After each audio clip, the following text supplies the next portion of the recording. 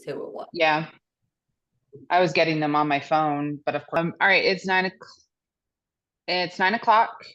Elliot's not going to be able to join us today because he's without power and can't get off the mountain because I guess there's some trees down. Get a copy from him instead of Dr. Reeves. Can you guys hear me? Yes, Aaron. Okay. All right. I'm calling the meeting to order. Are we recording? Yes. All right. So first order of business, I don't see anybody signed up for public comment. I don't know if anybody's there in person. Nope. No. Okay. Alrighty, then we'll move along to the meeting minutes. Is there a motion to approve the minutes? I move we approve the minutes. I second. All right, any discussion? All those in favor say aye. Aye. Aye. Aye. Motion passes. Sorry, this is now public comment, but we don't have anybody signed up, so we'll move along to the unfinished business. So we have elections of officers. We deferred it last month, awaiting the new appointment for Ann's vacancy. The commission hasn't addressed that yet, so I believe they'll be doing that August 15th meeting. So we can either do it today or wait for the new board person to be seated, as well as obviously have Elliot present. Any thoughts, desires? We can do Opinions? whatever you think. Well, I think we've traditionally waited for a new seat when we've had somebody filling a new seat. So my suggestion is to continue that. Excuse me. So I'll make them. Do I need a yeah? Well, I'll make the motion to defer election of officers until the next meeting, which will be in September. Second. Any discussion? All right, all those in favor say aye. Aye. Aye. Aye. Thank you. All right, moving along to I assume Charlie's there. I'm here. Okay, All we'll right. go ahead with the financials. Out of the camera, aye. Out of the camera. Yeah. All right. Good morning, everyone. We're gonna go over the 6/30/2024 financials, and then we'll also go over the July 2024, the new fiscal year financials. So the preliminary financials. So to go over the June 30, so this is the end of your fiscal year. We have a bank balance of approximately $450,000 in compliance with reserve requirements by $18,600. The financial summary, June alone, revenue $168,000. We're going to reduce that by salaries and wages of $94,000 and operating expenses of almost $39,000, leaving us a surplus for the month of June of almost $36,000. Now to look at the whole fiscal year, revenue $1.65 million. We're going to reduce that by salaries and wages of $1.26 million and operating expenses of $415,000, leaving us a deficit for the fiscal year end of $31,000. Now to compare that to the budget, revenue we're 11% above budget, salaries and wages 13% above budget, fully staffed for the fiscal year, and then operating expenses were 44% above budget. So to address the deficit, most of that was due to the renovations. So the renovations alone were about $30,500. But I would also like to point out that deficit is negative 2% of what we budgeted for revenue for the year. So as a percentage of the budget, not extremely high, and it's not where you'd like to be. Accounts receivable, $390,000. $289,000 of that is related to West Virginia Treasury. That's 74% of the accounts receivable balance. Any questions about the June 30 financials? Well, I do know that Karen will, and the board would like a quick explanation of how I plan to close the budget gap for fiscal year 25. As we all know, at the end of fiscal year 24, we did unfortunately lay off the epidemiologist in anticipation of trying to close that into fiscal year 25. I'm also considering travel expenses. Since COVID has ended, there are a lot less opportunities to attend trainings and meetings, and a lot of them are required by the state of West Virginia to attend them by Zoom. But in every opportunity where we will be allowed to attend by Zoom or attend remotely, that will be requirement going forward for fiscal year 25. So that will also reduce a lot of travel costs. I think Charlie would agree. The travel cost has gone up significantly fiscal year 24 over fiscal year 23 and 22. So, make sure that we get travel costs under control, in addition to making sure that personnel costs are reined in by keeping a close eye on staffing levels. So that's really where we're headed. Unfortunately, I did make that executive decision to renovate the offices. If I hadn't, the budget would, the end of year numbers would certainly look a lot better. So I'll apologize for that, and keep that in mind that the next time I do any type of 5-figure budget add-ons, I'll make sure I run it past the board before I do that and get approval from you guys, so you have a feeling for where we're headed on those types of things. Are we back to running the clinic there again? Yes, we're quite busy. Wonderful. And we have had great reviews for the offices, for the exam rooms, wouldn't you say, Lindsay? Yeah. So the And people who've been. patients have appreciated the upgrade. Yeah, I can imagine. So those are the two big ones, travel expenses. There's some little small things here and there, like Office of Technology is charging us for legacy emails and stuff which Wendy and I are now getting rid of and controlling costs. That'll only save us about $3,000 over the course of a year. But when we're talking about 30 grand, under $3,000 is enough to start making a significant difference in the deficit. So I want to make sure we get all those under control too. Office of Technology is our IT through the state. So. Sorry. Do you have before after pictures of the renovations? Do we have any pictures of the clinic rooms before? You should have seen them. I think I do believe Dr. Reedy walked me through them. I have a hard time visualizing it, but I think it would be nice just to see, What the hell am I? the where that went. And I don't think anyone disagrees that it was needed. And I think having the visualization of before and after, and I know that Robin took pictures, one of our LPNs took a picture of it prior to show it to, for her remembering what it looked like. So maybe I can ask her to yeah, if it's forward a good those, and I'll be happy to send them. it might be good to as a whole. send to the board, yeah, before and after. Important. The most striking feature was checkerboard bright green and white Flooring. flooring. Yes. I don't think I've been through anything but that. It struck you. It was pretty hideous. Sorry. You deal with it. Fashion Right. change. Yes. There's no other discussion on the June. Typically, we do the 2 months, we do the preliminaries of the current, or sort of July or whatever the current month. But given the fact that we're at the end of the fiscal year, I think, is there any chance that there's going to be any changes to the June numbers in terms of how we close out the fiscal year? Or we kind of, this is it? There's still a good bit of medical billing. There's still a good bit of May, June medical billing that has not yet been put into the books because they have not yet been filed. I don't know what those numbers are. I've been told that they could be 5 figures, so $10,000 or more, but I don't want to stake my reputation on that until I start seeing some of those numbers processed. So it could reduce the deficit a good chunk more too, going into September.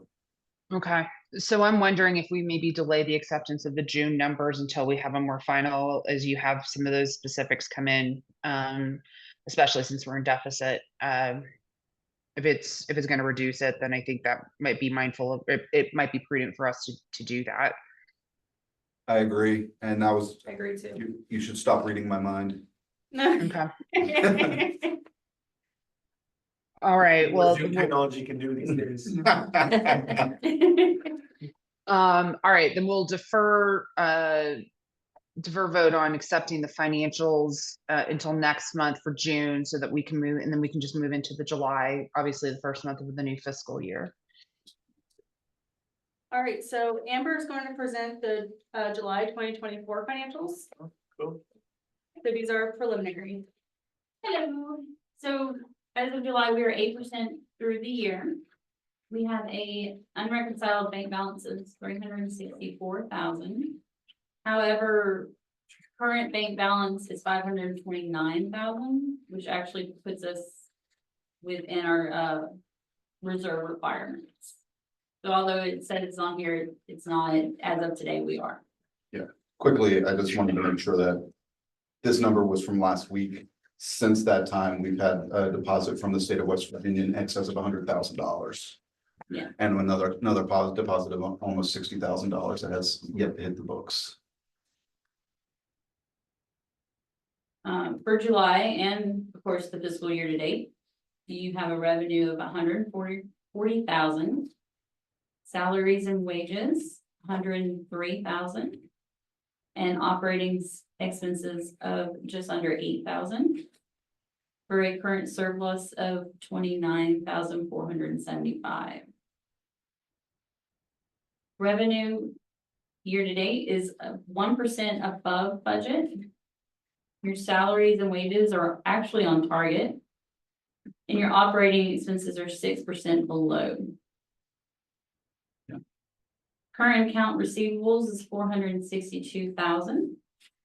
80% of that is the West Virginia Treasury at 369,000. Again, that number's gone down significantly by about $100,000 from the state of West Virginia. And is that state of West Virginia for fiscal year 25, so the current one that we're in, or is that previous fiscal year? It's still a little bit fiscal year 24, and it's some fiscal year 25 that's been billed out recently, and it has yet to be paid. So about $75,000 of this, that's the state of West Virginia is in arrears, is the final billing of the COVID grant, which we are not the only ones that they've been sitting on that money. A lot of health departments have billed that out more than a year ago, like we have, and still have yet to receive final payment from that grant. So we're still working for that from that. I pushed on that one. I pushed on a lot of these other grant reimbursements, and a lot of them have been coming in lately, but that one is just still sitting. I don't know why. I think I do know why, but we won't say that here. It seems there are a lot of cogs in this process of COVID, yep. getting it. And we do our part, and then all sorts of other people end up looking at it. Yeah. Okay. But the big thing to know on this one is that we are well above our reserve requirement as of this morning. So So What is is it there as of- enough of this money to put us in a positive for the end of June? no, that's all been booked in.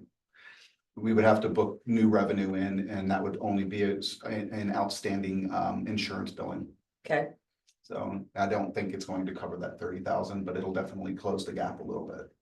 So closer we get to zero, the happier I'll be, but I don't know that we'll be able to close the entire gap just with insurance billing, unfortunately.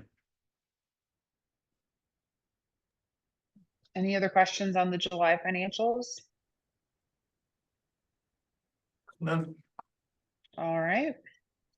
Thank- Hearing none. Explain that Amber is going to be.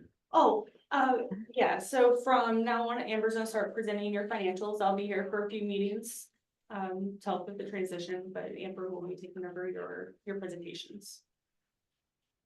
Well, we certainly welcome Amber, but I think it requires a vote of the board of whether or not you can leave us and not show up. I mean, And we should take that vote immediately. Yeah. we're a little attached, Amber, so it's nothing Yeah. personal. I am always reachable, and anytime you need I'm always available for you.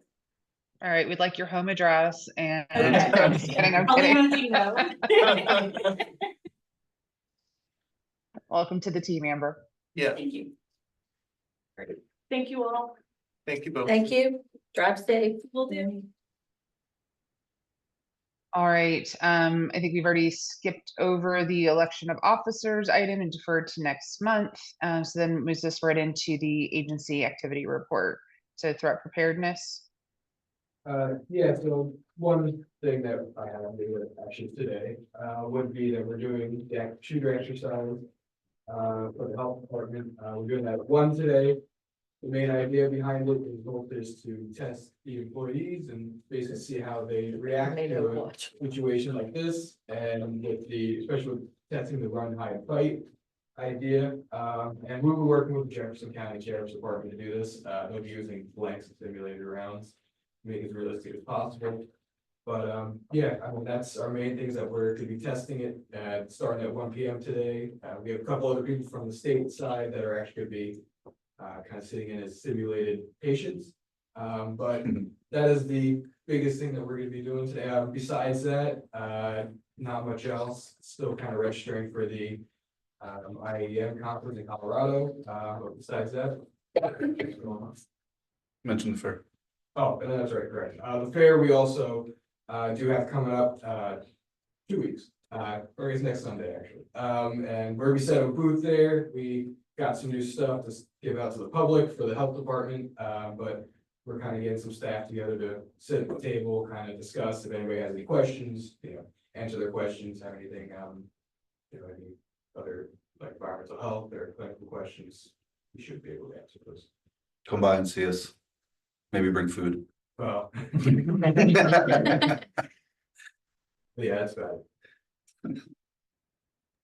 All right, moving along to the next report. Thanks, Brandon. Good morning, everybody. So the sanitarians conducted 132 site visits and inspections in the month of July. We had some unusual circumstances that we had to respond to. There were 2 restaurant fires that required a compliance enforcement visit. That was basically just walking through to make sure that if chemicals were discharged, that there was proper sanitization in the facility before they were able to reopen and begin serving food again. Those facilities were reopened without issue and are currently operating. There was also one power outage event that required about 17 on-site visits in the Charlestown area when Charlestown lost power. The sanitarians responded to ensure that if any restaurant was operating without power, that they were maintaining temperature control. If they were unable to maintain temperature control, then they switched over to time control and discarded food as necessary if it was out of temperature. The other item that I had on my agenda was to discuss food handler cards.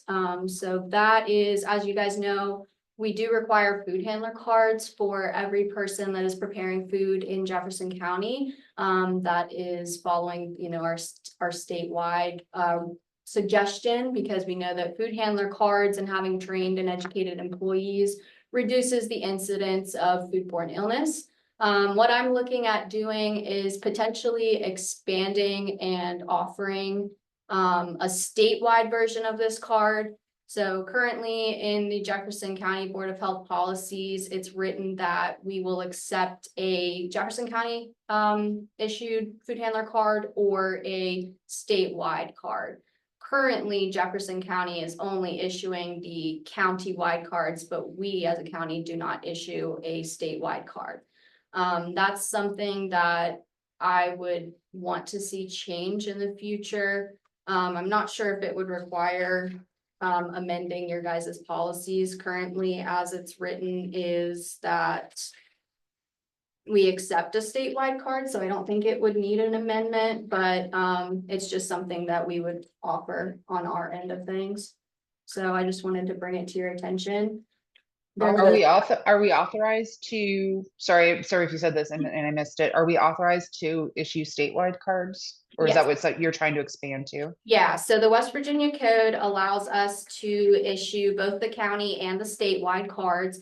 The code for that does say that if if an applicant wishes for that card to be valid statewide, that they need to pay an additional fee not to exceed $10.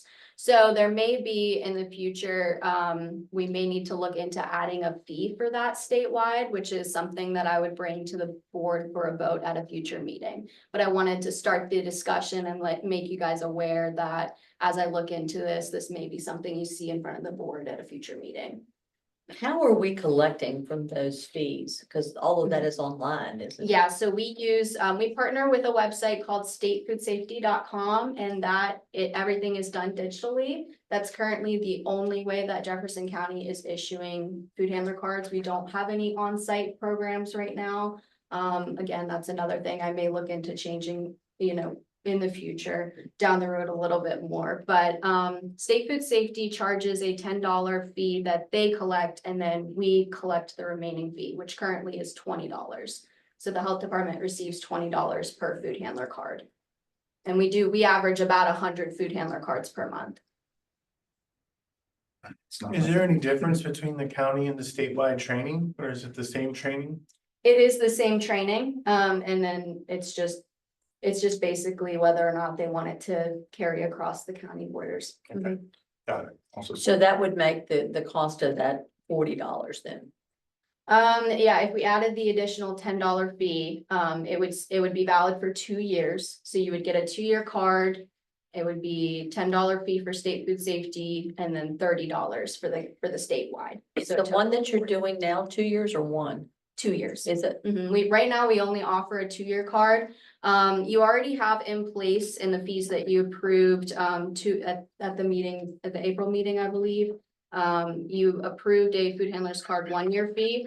Currently, we don't have that offered on our website. That's something I'm gonna get remedied. talk about potential food handler training.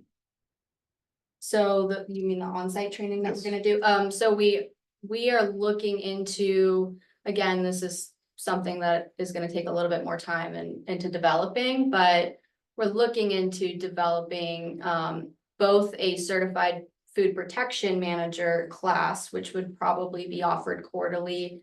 And again, would require a fee that we would need to bring to the board to vote on. The average cost for that one is about $125. And that is in compliance again with your guys's Jefferson County Board of Health policies. Right now, we do, you guys have approved that we require that everybody that every restaurant that is permitted to serve food, you need at least one certified food protection manager.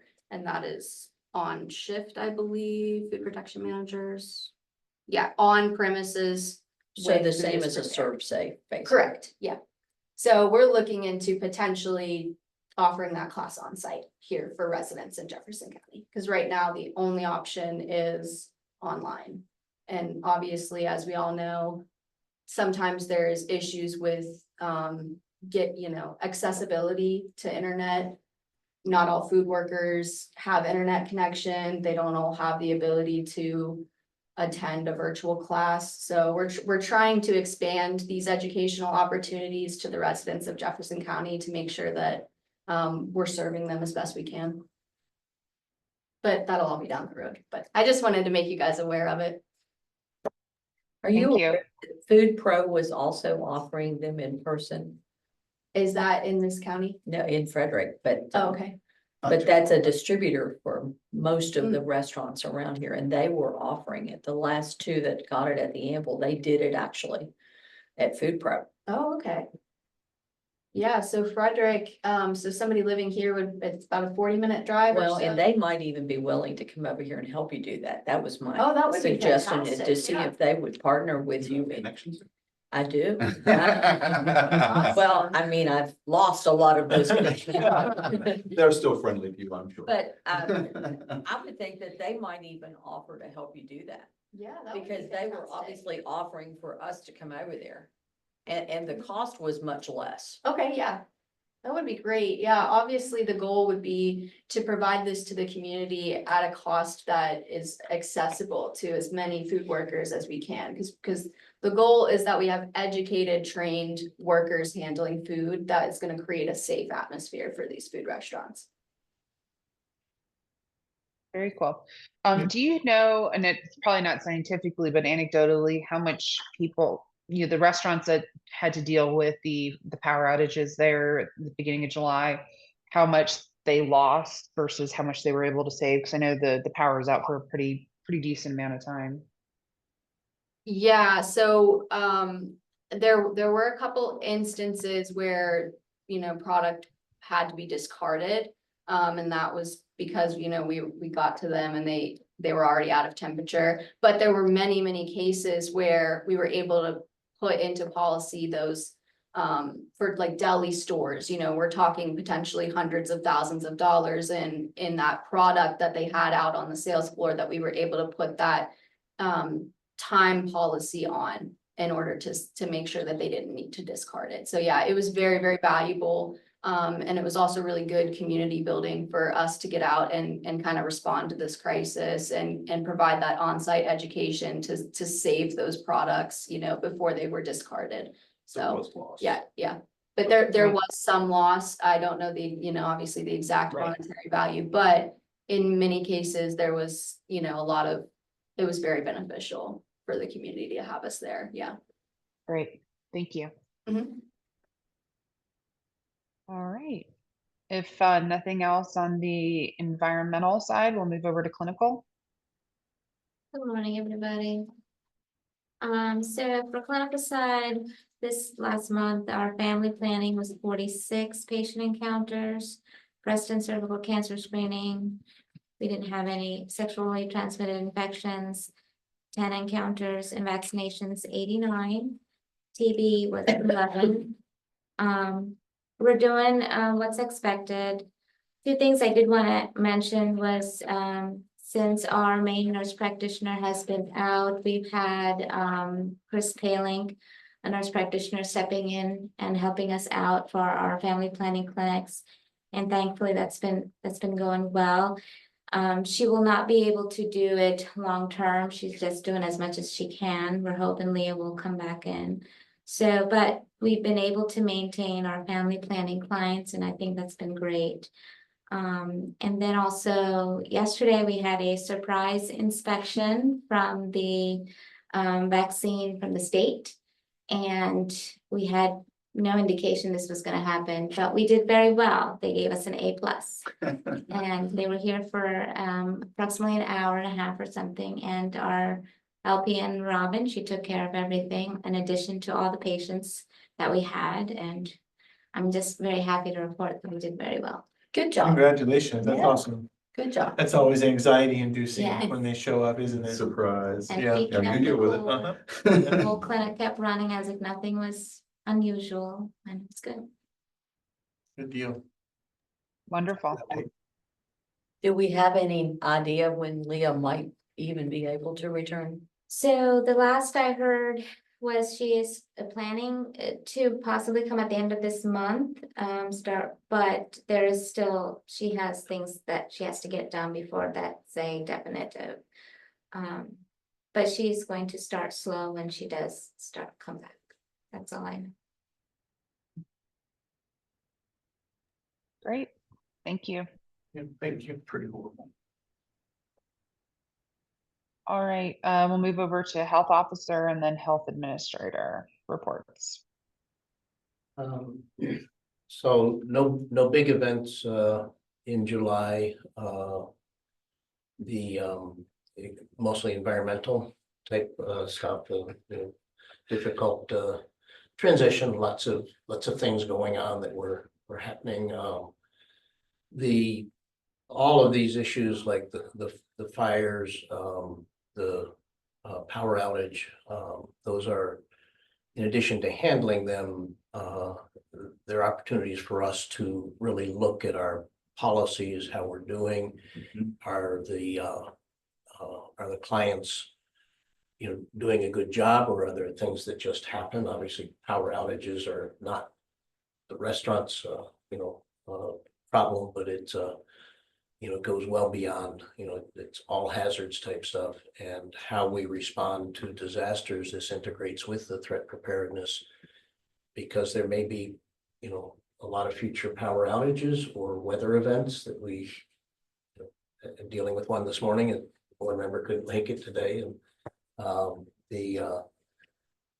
so a lot of this is really looking towards not just properly handling that and then reviewing, when we require people to discard is, are we strictly going according to the guidelines? Do we know that they need to? Are there alternate ways? So unfortunately, this does not happen often enough, but each time it's an opportunity for review. Same with unfortunately, we got an A+ on our inspection yesterday, and that was really good because it's every staff member involved with clinical services has to be involved in this. It means all the record keeping was good, the inventory, the procedures, and we have probably $50,000 worth of vaccines in storage that that has to be temperature sensitive and all that.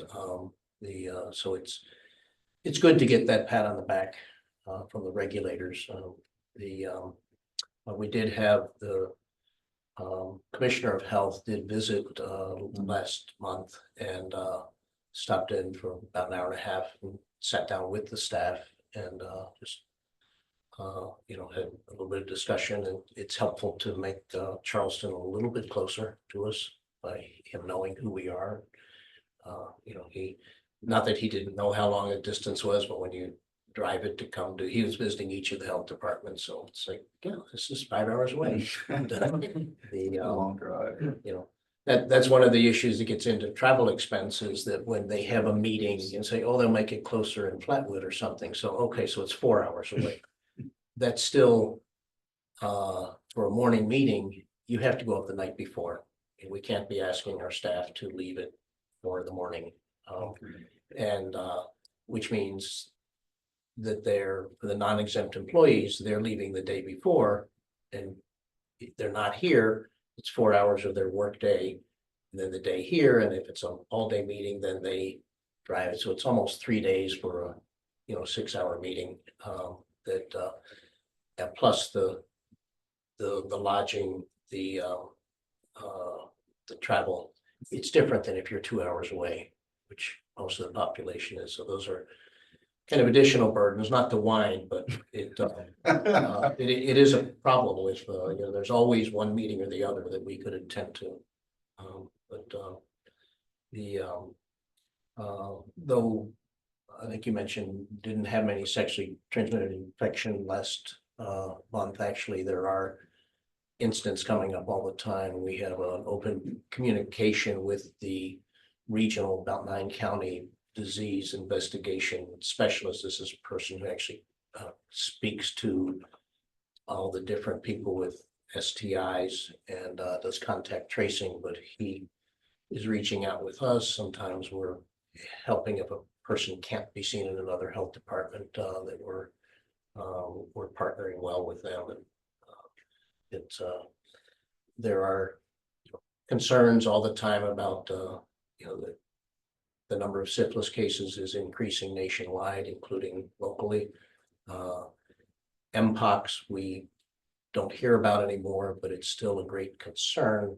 In Africa, it's expanding. It's not here, but we know it came on the international scene suddenly a couple of years ago, and there's concern about that. We are able to vaccinate people against that who are at high risk. So all these little things that are kind of under the radar, they're not under our radar. We're having to think about them every day. So Did you say Mpox or smallpox? Mpox, the old name was monkeypox, but Oh, yeah. but the monkeys didn't like that. It's not from them. It's so it's Mpox. Got it. The vaccine, the vaccine actually is a smallpox vaccine. It was initially developed for smallpox, and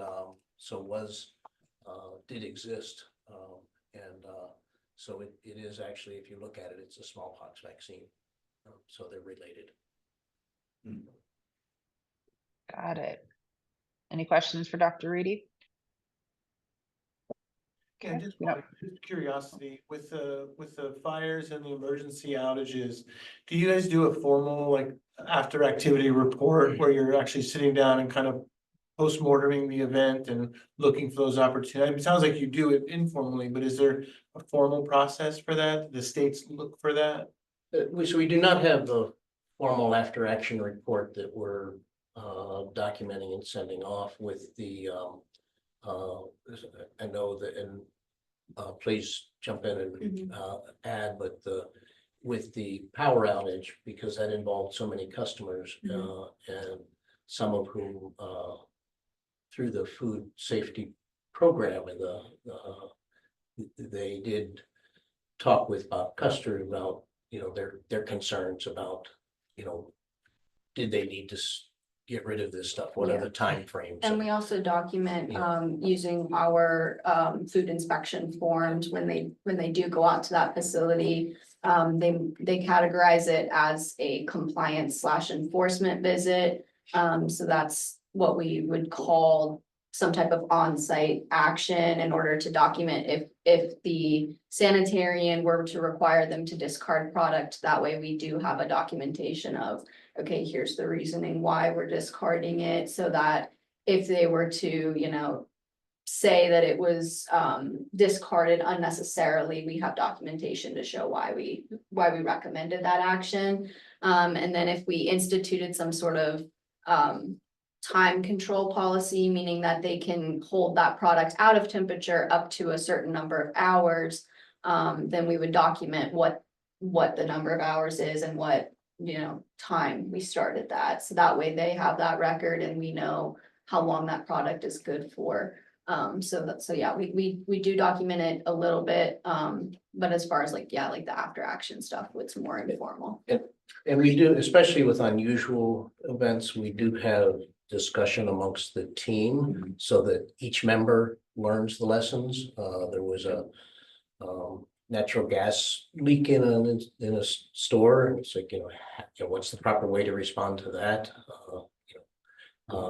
It's not something that happens often, but there's a lot of establishments that's potential. So lots of things that you don't think about, and especially those unusual things, it's important to have a thorough discussion and review of protocols.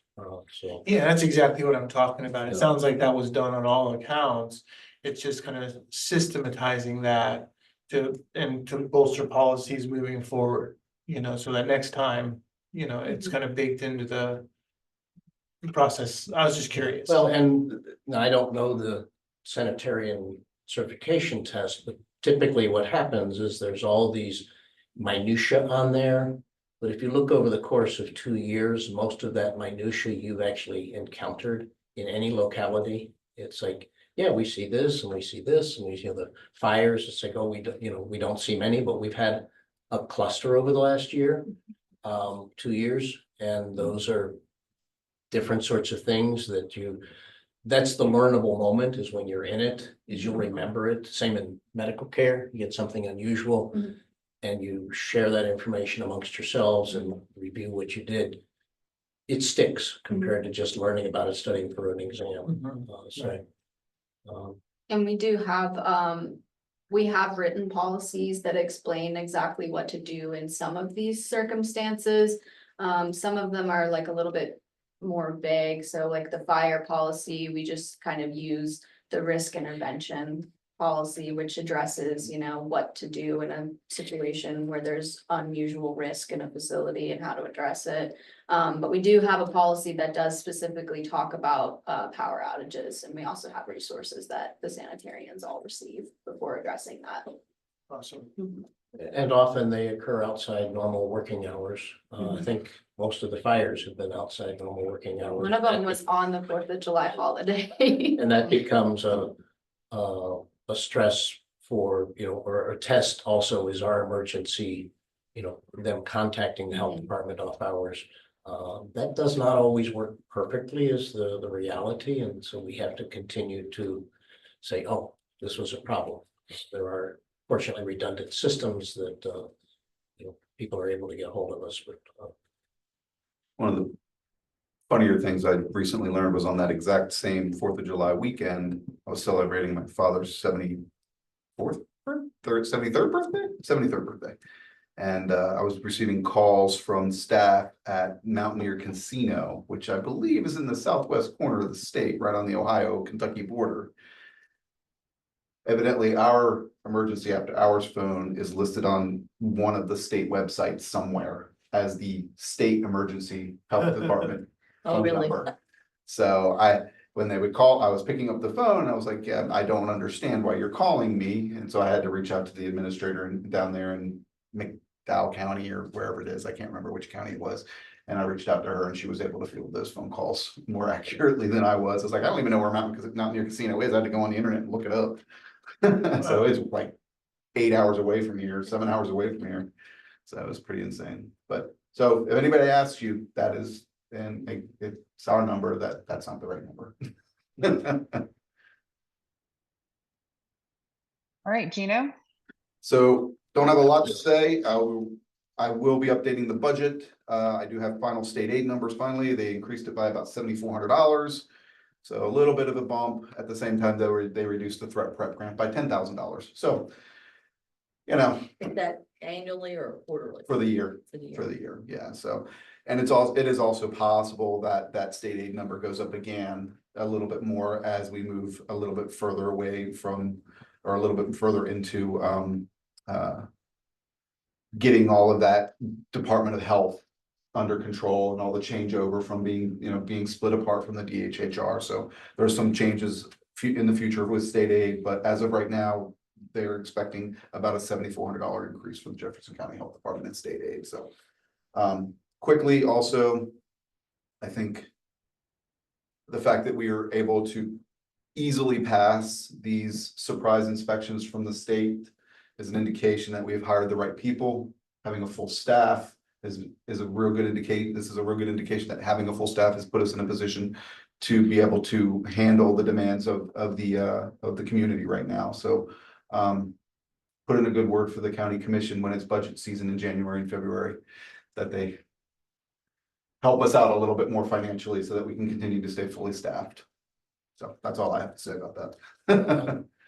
The one thing, just to mention that Berkeley County this week, Berkeley County Health Department is breaking ground for their $2 million expansion, a new building or an added building. And so a good bit of that is money they've accumulated over the years, which is, you could look at that as that's the contribution of the county commission.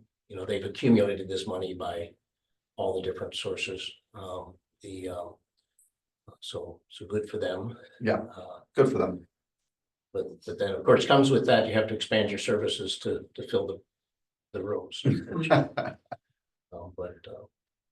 And good for them. They'll have a nice new facility. But I don't have anything else. Thank you. Any questions for Dr. Rudy or Gino before we close out today's meeting? All right, well, hearing none, thanks, everybody. Our next meeting is September 13th. All right, thank you. And so we'll see everybody then. Is there a motion to adjourn? So moved. Seconded. Any discussion? All those in favor say aye. Bye. Thanks, everybody. Thank you. Stay safe. You too.